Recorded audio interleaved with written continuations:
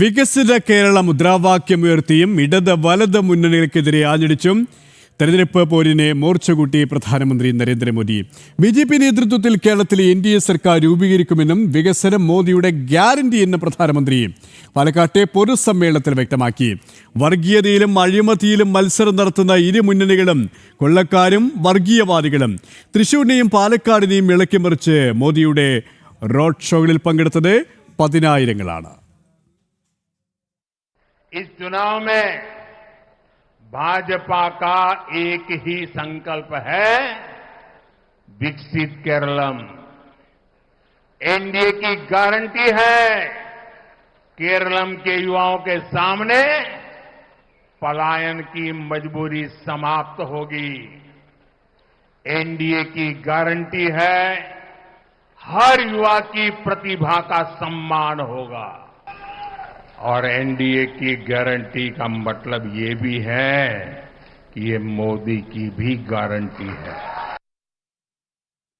വിശദാംശങ്ങളുമായി സനു കെ സജീവ് ചേരുകയാണ്. സനുവും തൃശ്ശൂരിലും പാലക്കാടും ജനസാഗരങ്ങളാണ് പ്രധാന സേവകരെ കാണാൻ ഒഴുകിയെത്തിയത്. ഒപ്പം വികസനമാണ് മോദിയുടെ ഗ്യാരണ്ടി എന്ന് അദ്ദേഹം വ്യക്തമാക്കുകയുണ്ടായി. കൂടാതെ ഇടതും വലതിനും അതിശക്തമായ വിമർശനവുമാണ് അദ്ദേഹം നടത്തിയത്. പ്രധാനമായും എന്തൊക്കെ കാര്യങ്ങളാണ് പ്രധാനമന്ത്രി വിശദീകരിച്ചത്, വ്യക്തമാക്കിയത്?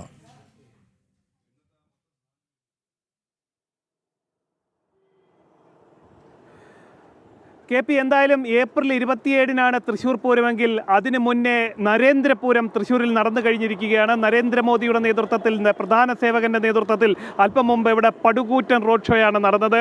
വികസനത്തിന്റെ ചൂളം വിളിയുമായിട്ട്, അതേപോലെ തന്നെ മാറ്റത്തിന്റെ ശംഖുലിയുമായിട്ടാണ് നരേന്ദ്രമോദി അല്പസമയം മുമ്പ് തൃശ്ശൂരിൽ റോഡ് ഷോ നടത്തിയത്. ജില്ലയിലെ വിവിധ മണ്ഡലങ്ങളിൽ നിന്നുള്ള പ്രവർത്തകരും അതേപോലെ തന്നെ 13 സ്ഥാനാർത്ഥികളും ഈ റോഡ് ഷോയുടെ ഭാഗമായി. പ്രധാനമന്ത്രിക്കൊപ്പം റോഡ് ഷോയിൽ തുറന്ന വാഹനത്തിൽ സഞ്ചരിച്ചതാവട്ടെ 4 തവണ കേരളത്തിന്റെ മുഖ്യമന്ത്രിയായ, കേരളത്തിന്റെ ലീഡറായ കെ കരുണാകരന്റെ മകളും അതേപോലെ തന്നെ തൃശൂർ നിയമസഭാ സീറ്റിലെ എൻ.ഡി.എ സ്ഥാനാർത്ഥിയായിട്ടുള്ള പത്മജ വേണുഗോപാലാണ്. ഒപ്പം തന്നെ 58 വർഷത്തെ CPI-യുമായിട്ടുള്ള പാരമ്പര്യവും അതേപോലെ തന്നെ CPI ബന്ധം ഉപേക്ഷിച്ച് നാട്ടികയിലെ എൻ.ഡി.എ സ്ഥാനാർത്ഥിയായിട്ടുള്ള CC മുകുന്ദനും, ഒപ്പം തന്നെ തൃശ്ശൂരിൽ നിന്ന് 2024 ലോക്സഭാ തെരഞ്ഞെടുപ്പിൽ ഐതിഹാസികമായിട്ടുള്ള വിജയം കരസ്ഥമാക്കി ഡൽഹിയിലേക്ക് നടന്നു കയറിയ സുരേഷ് ഗോപിയും ഈ പ്രധാനമന്ത്രിക്കൊപ്പം തന്നെ ഈ റോഡ് ഷോയുടെ ഭാഗമായി. ഈ റോഡ് ഷോയിലേക്ക് വന്ന് പങ്കെടുത്ത 10,000-കണക്കിന് ആളുകൾ ഈ ഒരു പ്രധാനമന്ത്രിയെ കാണുന്നതിനും അതേപോലെ തന്നെ ഈ ഒരു മാറ്റം, അതായത് വികസിത കേരളത്തിനായിട്ട് പ്രവർത്തിക്കുന്ന 10,000-കണക്കിന് പ്രവർത്തകരാണ് തൃശ്ശൂർ സ്വരാജ് റൗണ്ടിൽ വടക്കുന്നാഥിൻ്റെ മണ്ണിലേക്ക് ഈ ഒരു റോഡ് ഷോയ്ക്കായിട്ട് വന്നിരുന്നത്. എന്തായാലും വലിയൊരു ആവേശത്തോടു കൂടിയാണ് പ്രധാനമന്ത്രിയെ കാണാനും പ്രധാനമന്ത്രിയെ ശ്രവിക്കാനും അതേപോലെ തന്നെ ഈ മാറ്റത്തിന് വേണ്ടി പ്രവർത്തിക്കാനും വേണ്ടി പ്രവർത്തകർ തമ്പടിച്ചു നിന്നത്. നമുക്കെല്ലാവർക്കും അറിയാവുന്നത് പോലെ തൃശ്ശൂരിൽ 2024 സംഭവിച്ചത് വലിയ വിസ്മയമായിരുന്നെങ്കിൽ ഈ 2026 തെരഞ്ഞെടുപ്പിൽ സംഭവിക്കാൻ പോകുന്നത് വലിയ മാറ്റങ്ങളാണ് എന്നാണ് നമുക്ക് കരുതാൻ, എന്ന് വേണം നമുക്ക് ഈ ഒരു ജനസഞ്ചയത്തിൽ നിന്നും.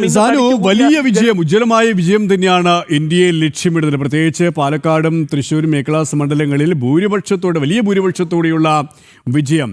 അതുകൊണ്ട് തന്നെയാണ് പാലക്കാടും തൃശ്ശൂരും അദ്ദേഹം എത്തിയതും അത്രത്തോളം ആവേശം സമ്മാനിച്ചതും.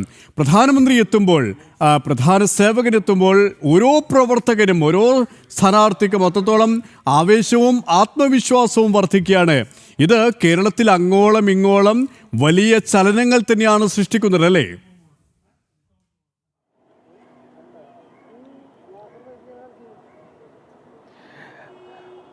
ഈ മാറ്റത്തിൻ്റെ സൂചനയാണ് പ്രധാനമന്ത്രിയുടെ സന്ദർശനമെങ്കിൽ ഈ മാറ്റത്തിൻ്റെ സൂചന ഇതിനു മുൻപ് തന്നെ ആ മാറ്റത്തിൻ്റെ ചൂളം വിളി ബി.ജെ.പിയുടെ ദേശീയ അധ്യക്ഷൻ ആദ്യമായിട്ട് കേരളത്തിലെത്തിയതും ആദ്യമായിട്ട് ചുവരെഴുതിയതും തൃശ്ശൂർ മണ്ഡലത്തിലാണെന്ന് നമ്മൾ പ്രത്യേകം നോക്കിക്കാണേണ്ട കാര്യമാണ്.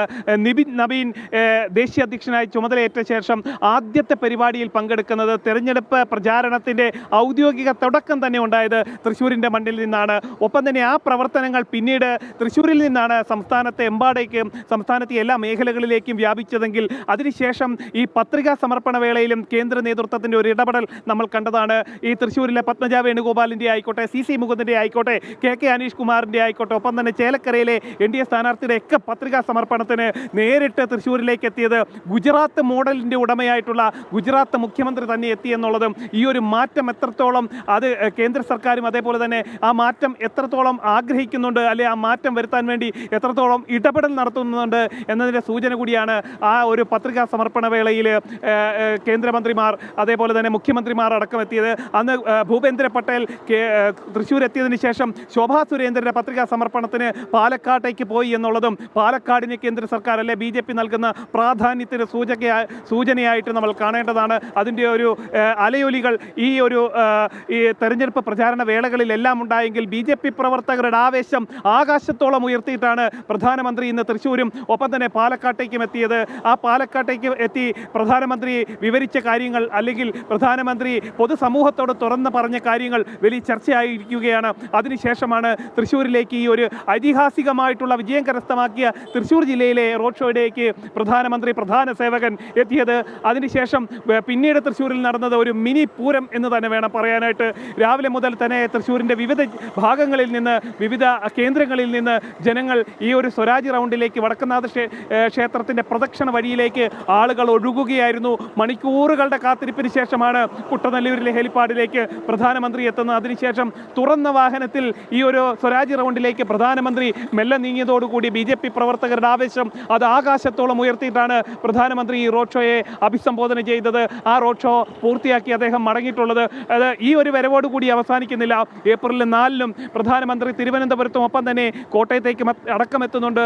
അങ്ങനെ നിത്യസന്ദർശനം പ്രധാനമന്ത്രിയുടെ നിത്യമായിട്ടുള്ള ഒരു പ്രസൻസിലൂടെ കേരളത്തിൻ്റെ വളർച്ച ഉണ്ടാകുക, മാറ്റമുണ്ടാകുക, അതേപോലെ തന്നെ മടുത്ത സർക്കാരിനെ, ഇടത് സർക്കാരിനെ ഒപ്പം തന്നെ വലത് മുന്നണിയെ മാറ്റിക്കൊണ്ട് നേരായ ദിശയിലേക്ക് നയിക്കാൻ വേണ്ടി നേരായ ദിശയിലേക്ക് കേരളത്തെ കൈപിടിച്ചുയർത്തുന്നതിന് വേണ്ടിയിട്ടാണ് പ്രധാനമന്ത്രി എത്തിയിട്ടുള്ളത്. എന്തായാലും പ്രധാനമന്ത്രിയുടെ ആ ഒരു ഇന്നത്തെ സന്ദർശനം വലിയ രാഷ്ട്രീയ മാറ്റങ്ങൾക്ക്, വലിയ രാഷ്ട്രീയ അട്ടിമറികൾക്ക്, വലിയ രാഷ്ട്രീയ മുന്നേറ്റങ്ങൾക്ക് നാന്ദി കുറിക്കുന്നത് കൂടിയ ഒരു സന്ദർശനമായിരുന്നു ഇന്ന് നടന്നിട്ടുള്ളത്. എന്തായാലും BJP പ്രവർത്തകർ ആവേശം ആകാശത്തോളം ഉയർത്തി പ്രധാനമന്ത്രി ഇവിടുന്ന് ഡൽഹിയിലേക്ക് മടങ്ങിയിരിക്കുകയാണ്. ഇനിയും കേന്ദ്ര നേതാക്കളൊക്കെ തൃശ്ശൂരിലേക്ക് എത്തുമെന്നുള്ള കാര്യത്തിൽ സംശയമില്ല. അമിത്ഷാ എത്താനുണ്ട്, അതേപോലെ തന്നെ കേന്ദ്ര ധനകാര്യമന്ത്രി അടക്കം തൃശ്ശൂരിലേക്ക് വരും ദിവസങ്ങളിൽ എത്തുമെന്നാണ് നമുക്ക് മനസ്സിലാക്കാൻ സാധിക്കുന്നത്. KP സർദിനെയാണ് വരും ദിവസങ്ങളിലും ദേശീയ നേതാക്കൾ കേരളത്തിന്റെ മുന്നിലേക്ക് എത്തും. ഏതായാലും വലിയ ആവേശം തന്നെയാണ് പ്രധാനമന്ത്രിയുടെ സന്ദർശനത്തോടെ ഉണ്ടായത്. അദ്ദേഹം ഊർജം പകരുന്ന, ആത്മവിശ്വാസം പകരുന്ന വാക്കുകൾ തന്നെയാണ് ഓരോ പ്രവർത്തകർക്കും സമ്മാനിച്ചതും. സാനുക്യ സജീവാണ് വിവരങ്ങൾ നൽകിയത്.